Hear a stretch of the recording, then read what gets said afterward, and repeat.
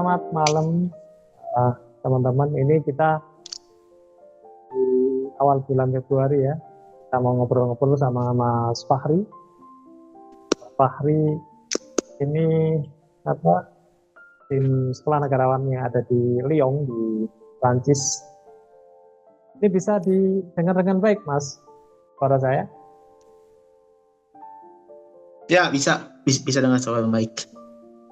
Ini agak terjeda ya karena harus mampir imigrasi sinyalnya. Wah. Beberapa detik terjeda sehingga nanti nggak apa-apa ya. Ini Mas Fahri lagi, bagi yang belum pernah tahu beliau Mas Fahri ini studi hubungan sejarah dan hubungan internasional di Université de Lyon. Mungkin Universitas de Lyon 2 ya? Berapa, Mas? Ya, Parisnya ya. Teman-teman yang biasanya kalau duanya itu PSG sama Lyon. Pokoknya Lyon ya sih. Ya, Mas Fahri ya, karena latar belakangnya itu ya hubungan internasional, sejarah. Kayak apa dengar-dengar barusan ini ya kemarin jalan-jalan. Ya, betul. Boleh dong cerita-cerita dikit. Ya, betul. Jalan-jalan sambil belajar lah ya, gitu. Nah, jadi saya kemarin ke kota Sedang. Nah, tulisannya gimana itu? Sedan, kayak Sedan. Nah, Sedan, ya? Sedang. Nah, itu tuh tempat yang bersejarah banget bagi negara Prancis gitu kan. Selain di Paris, ada juga kota Sedang. Nah, itu tuh namanya negara Prancis setelah itu peristiwa-peristiwanya gitu. Sebuah negara ya.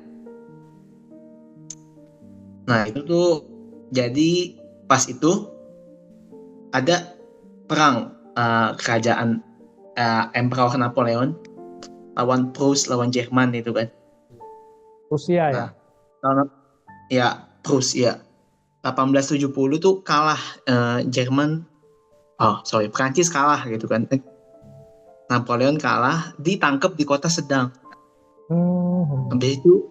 Habis itu Napoleon juga dipenjara di situ gitu. Nah, sebelum dibuang itu di penjara di situ ya? Ya, di penjara di Sedang gitu. Napoleon ketiga ya yang Napoleon Bonaparte maksudnya. Ya. Nah, itu ketangkap di situ kan. Nah, dari kan kita tahu kan Napoleon tuh gila perang lah ya. Kita tahunya kan Napoleon tuh bisa menguasai sampai Eropa gitu. Ya. Nah, ketika kalah itu ada namanya perjanjian Westphalia gitu. Westphalia ya.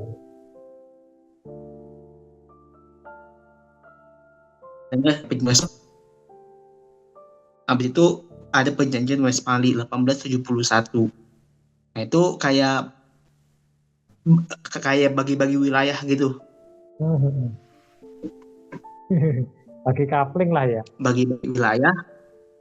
Ya, sama kayak tahun 1915 pas Ottoman kalah. Ya, Ottoman kalah perang gitu kan. Ada sampai perjanjian Balfour sama Sykes-Picot itu kan. Sykes-Picot habis itu Balfour ya bagi-bagi wilayah Ottoman lah gitu.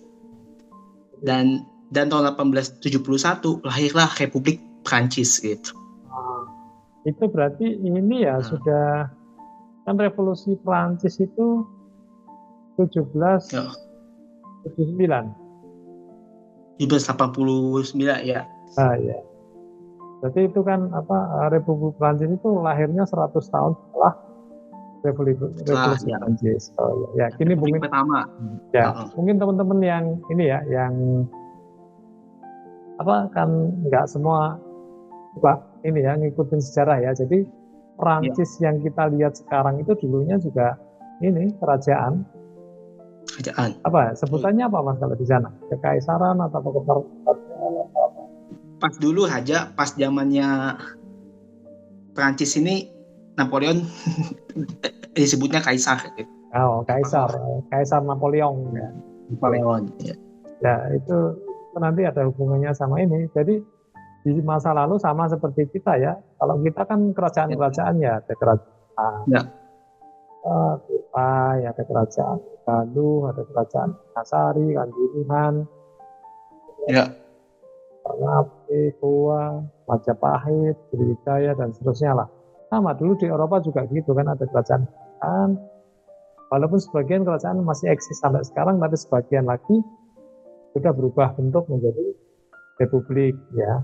Itu pendek kata gitulah. Kemudian juga dulu ada Ottoman namanya. Ottoman itu kekhalifahan Islam yang pusatnya di Istanbul di Turki ya. Itu sebelumnya wilayahnya luas sekali. Dan setelah kalah perang maka di pembagian dipecah-pecah akhirnya jadi negara-negara bangsa ya. Lahirlah Arab Saudi, Lebanon dan seterusnya. Nah, itu buat teman-teman yang mungkin belum mengikuti sejarah ya. Nih, lanjut Mas Fahri, gimana? Ya, nah jadi yang tadi seperti Mas Saparigi bilang tuh, habis itu muncullah negara-negara gitu kan. Nah jadi simbol permulaannya itu dari penjajahan Westphali gitu kan.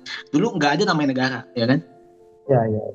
Ya, banyaknya cuma kerajaan-kerajaan gitu. Nah, setelah perjanjian Westphali itu, barulah muncul nama negara gitu, state gitu, yang kayak ya disebut ya yang kita tahu gitu, nasionalisme gitu kan. Muncul. Nah, dari situlah kan kita tahunya juga nasionalisme tuh yang aku kirim ke Mas Prayogi itu ternyata akar nasionalisme tuh udah lama banget dari zamannya Alexander the Great gitu. Yang aku tulis yang pernah itu kan. Alexander Agung, teman-teman tahu ya. Alexander Agung. Itu bahkan diceritakan dalam Al-Quran. Ya. Ayahnya dari Makedonia Utara sekarang ya, benar nggak Mas? Ya, betul. Dibuka dari Makedonia Utara sampai ke India ya. Ya, luas itu kan, dari barat sampai timur katanya kan. Kalau di Quran Zulkarnain gitu. Zulkarnain yang agung gitu. Ya. Tuh. Nah, ternyata pas aku baca-baca jurnal dan segala macam itu konsepnya sama. Nasional itu konsepnya sama gitu kan. Persatuan. Nah, kalau zaman dulu, zamannya Alexander Agung ini kan muridnya Sokrat ya, Mas. Oh, Alexander Agung Aristoteles. Muridnya Aristoteles ya. Oh. Dia ajarin bagaimana berfilsafat gitu. Nah, habis itu dia menemukan konsep Helenisme gitu. Oh, Helenisme. Masukkan dikit Mas biar teman-teman paham tahu. Yang ini ya, aja. Jadi Betul. Jadi pas zaman Helenisme itu bukannya negara yang mau ngambil bangsa-bangsa yang lain gitu, kayak kerajaan, tapi mereka gabung sama Alexander the Great gitu. Contohnya pas dulu Alexander the Great lawan Persia gitu, menang sama Spartan mau gabung ke Alexander the Great gitu, pengen gabung ke kerajaan gitu secara sukarela. Sama kayak sekarang nih Mas, bukan itu. Nah itu secara sukarela mau gabung, kayak kita lah, posisi kita sekarang nih, kayak ada kata 3 days gitu. Iya. Di Malaysia orang selamat seneng gitu. Iya. Jadi bergabung seperti halnya dengan sendirinya. Jogja misalnya bergabung dengan Indonesia, terus kerajaan Ternate bergabung dengan Indonesia, Tidore bergabung dengan Indonesia, itu ya. Ya, jadi teman-teman tadi kan sukarela. Secara sukarela. Mas Fahri tadi kan sebut ini ya, artikel yang dikirim nanti bisa ditampilkan ya, bisa dibaca di ini. Ada linknya di bawah sini nanti teman-teman nanti bisa ditampilkan ya. Betul. Ya. Terus lanjut Mas. Nah, setelah zaman Alexander the Great dengan konsep Helenismenya lama-lama Alexander Great kalah dengan Romawi gitu kan. Kita tahu Romawi, kerajaan Romawi. Nah, pas zaman Romawi ini, wah, yang seru gitu. Jadi konsep nasionalisme berubah lagi gitu. Yang awalnya kita sukarela masuk, sekarang malah penaklukan, Mas. Oh iya. Ya, Beda jadi 180 derajat ya. ya, jadi penaklukan dipaksa untuk ikut ke kerajaannya gitu. Nah, seperti yang kita lihat zaman kerajaan, makanya disebutnya dengan aku nyebutnya di tesisku itu nasionalisme feodal gitu. Kalau yang model Alexander the Great, nasionalisme apa? Itu aku nggak ada ininya, tapi disebutnya emang Helenisme gitu. Jadi banyak perubahan banget gitu dari awalnya dengan sukarela, setelahnya berbanding kebalik ketika zaman Romawi gitu. Lewat conquest, penaklukan gitu kan. Ya, Nah, teman-teman habis itu ya, ini sejarah ini ya, sejarah pembentukan nation state seperti hari ini yang kita nikmati ya, yang kita jalani ya. Dulu ya nggak betul. begini, jadi dulu nggak begini, ya masih belum jadi, formatnya belum sekarang, dan mungkin nanti kalau terjadi sesuatu yang sangat besar di dunia, mungkin perang dunia 3 atau macamnya, nanti mungkin formulanya juga akan berubah. Kita nggak lagi seperti saat hari ini ya, mungkin juga akan berubah, tapi mudah-mudahan nggak terjadi. Apa ya? Banyak perubahan itu kan. Satu konsep pun beda perubahan, banyak modifikasi, ngebacanya beda, tergantung periodenya beda-beda gitu kan. Jadi ngelihat orang tuh kan lewat zamannya gitu, lewat zaman yang pernah mereka lalui gitu. Kayak Ottoman juga aku masukin ke yang feodal itu tuh Mas, yang zaman kerajaan gitu. Gimana dia sampai ke Albania, sampai ke Romania gitu kan. Itu sama tuh, masih satu zaman.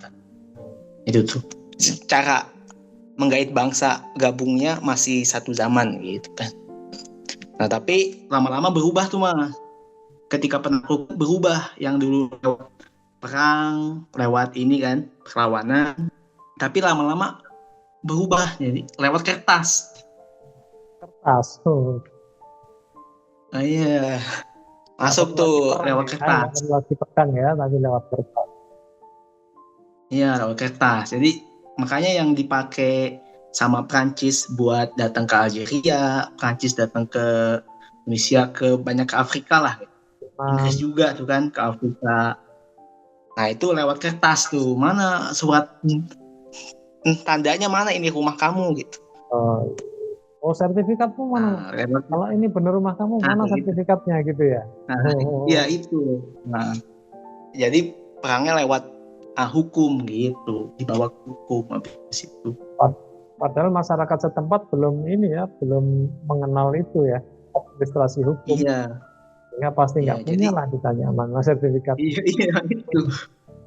Betul. Jadi permainannya nggak adil gitu. Oke, ini mungkin saya perlu tambahkan ya ke Pak Yatkonoho. Jadi hal ini juga masih menjadi PR di banyak wilayah di Indonesia karena tumpang tindih antara tanah bekas kesultanan dan yang seperti itu tadi, tanah secara legal hukum. Misalnya gini, ada satu yang cerita ke kita, salah satu kesultanan. Dia sudah bertahun-tahun, selama ratusan tahun punya tanah itu. Diolah selama beratusan tahun, hutan dan seterusnya lah.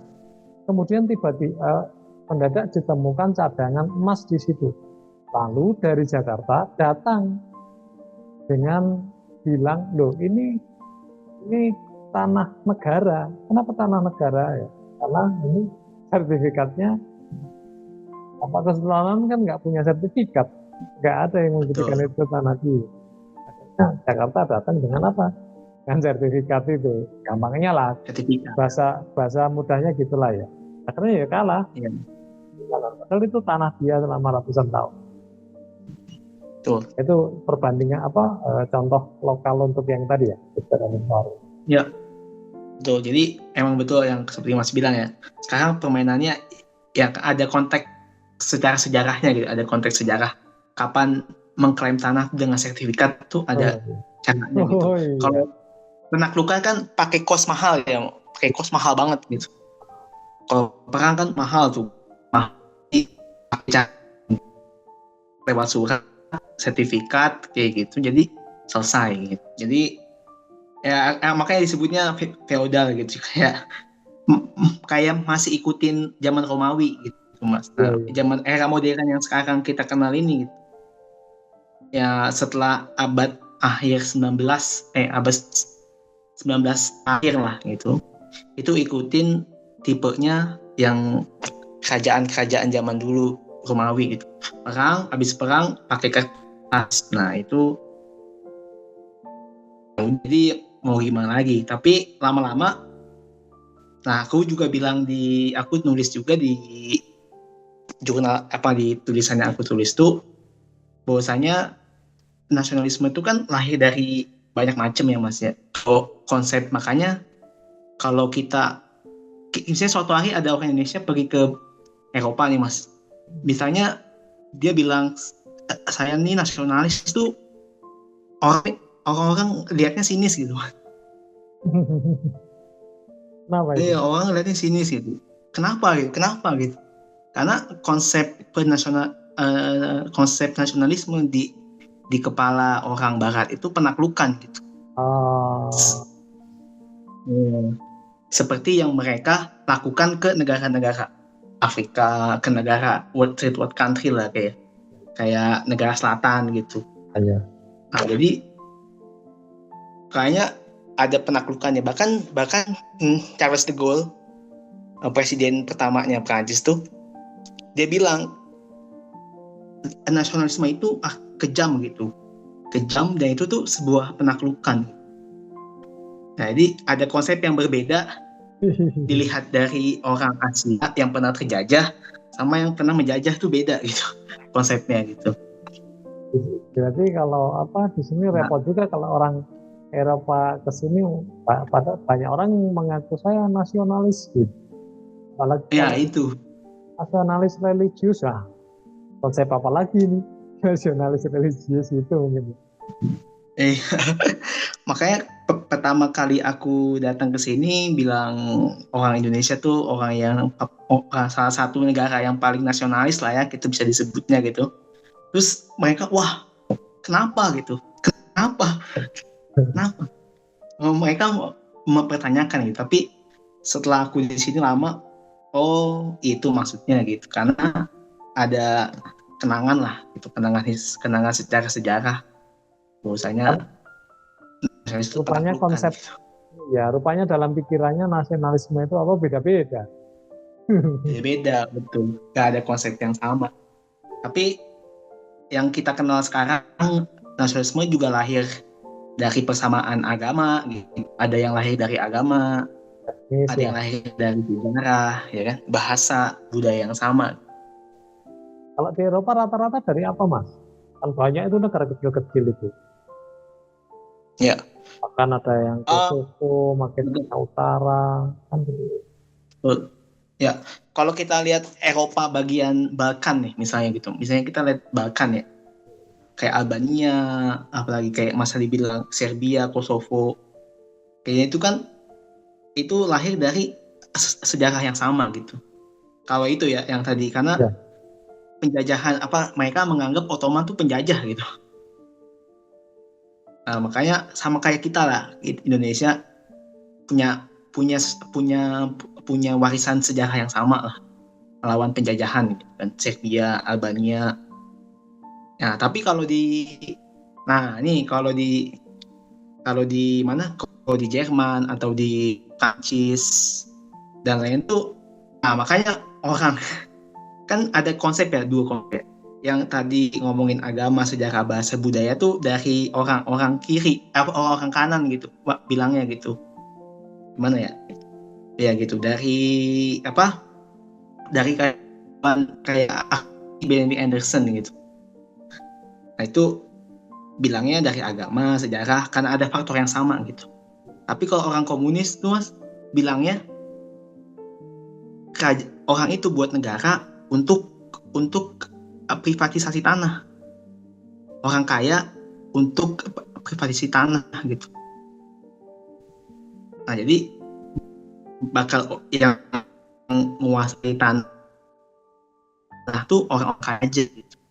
Oh iya, makanya Tapi perlu ada land masih reform belum ya. jelas nih apakah bahasa iya betul. Jadi gitu. Jadi yang di barat nih apa gitu belum jelas gitu. Aku juga belum tahu. Kalau Luxembourg bahasanya juga beda gitu. Di Belgia bahasanya banyak, ya kan mas? Di Belanda bahasanya beda-beda gitu. Karena Atas apa gitu? kalau Netherlands itu kan berapa ini ya? Berapa itu? 3 atau 4 daerah yang Bahasa. Oh iya, oh. Iya. kalau Belgia kan ada 2 tuh, Flanders sama Belgia itu Flanders sama apa? Yang satu lebih ke Belanda, yang satu lebih ke Prancis kan? Iya betul. Swiss pun juga sama gitu mas. Oh, itu sama. Ada yang bahasa Prancis, ada yang Jerman, iya. ada yang Itali gitu kan. Oh iya. Nah ya kan. Iya. Jadi itulah gitu. Jadi masih belum tahu gitu. Karena di konsep bangsa orang komunis bilang tuh bahwasanya ya ini kan orang komunis Eropa ya mas. Iya. Jadi bilangnya kayak gitu. Oh itu segelintir orang kaya yang mau privasi tanah gitu. Tapi lama-lama saya juga bertanya gitu mas, posisi Indonesia ini sekarang di mana gitu? Apakah kita punya yang sekarang yang modern yang tahun 2020-an ini gitu? Ya. Ini Indonesia nih masih ada gitu. Karena sejarah yang sama kah? Bahasa yang sama kah gitu? Apakah tadi gitu emang para penguasanya nih punya masing-masing kekuasaan, misalnya Kalimantan punya siapa gitu kan, Sulawesi punya siapa gitu, Jawa punya siapa. Nah juga itu ya, karena kalau hanya berlandaskan sejarah mungkin itu ya kan bekas Hindia Belanda ya, bekas jajahan Hindia Belanda. Ya. Tapi sebetulnya penggabungan itu kan tidak mulus-mulus juga, ada sedikit paksaan lah sebetulnya menurut cerita yang satu ini. Ada beberapa ada 1-2 wilayah mungkin ya, atau 1 lah. Dan karena dan sukarela murni ya sukarela sih, tapi mungkin ada 5% atau 10% yang itu agak benar tidaknya kan kita nggak tahu di antara Bung Karno dan para penguasa daerah ya. Ya sih itu. Ya. Itu pelajaran kita tentang ini ya, bagaimana nasionalisme itu berkembang. Boleh dikasih ini Mas Fahri, nanti untuk sesi ini ya, boleh dikasih catatan ringkasan ya. Nasionalisme itu ternyata berkembang dari zaman Iskandar Zulkarnain sampai hari ini dengan fase-fase seperti yang dijelaskan tadi. Tolong kasih ringkasan biar teman-teman bisa memahami. Juga ya. Ya.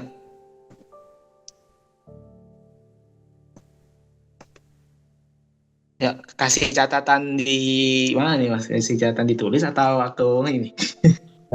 Ngobrol aja nanti biar nanti ada ya. Ya. Dan setelah itu kan berlalu nih Mas ya.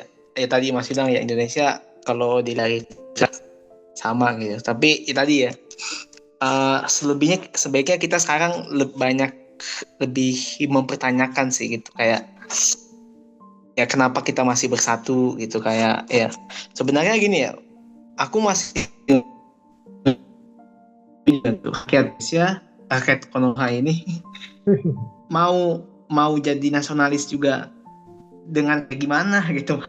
Nah, kalau untuk global kesempatannya nggak ada gitu, kayak lebih mempertanyakan aja sih sebenarnya sih ya kan Mas ya. Itu apa Mas? Tadi agak putus. Kesempatan nggak ada. Maksudnya Kalau untuk apa? untuk kita pergi ke global gitu, untuk berpikir global, untuk pergi untuk global tuh kesempatannya juga susah gitu kayak Mas gitu kan. Kita negara klien lah. Kan kalau pakai itu apa patron dan klien itu kita negara klien lah. Nah, klien ya. Oke, kita kliennya lah ya. Betul-betul. Pakai mindset klien aja lah ya. Aduh, betul juga. Aduh, setuju nih. Iya, Jadi kalau di kita Asia klien Tenggara, internasional. kalau di Asia Tenggara mungkin boleh lah ada Betul. negara-negara Iya. apa OPI ya, Islam mungkin agak negara juga. Tapi kalau internasional ya kita klien aja lah. Kalau patronnya Iya. ikut siapa gitu. Iya, saya dapat insight baru nih. Oh, kita jadi klien internasional boleh lah.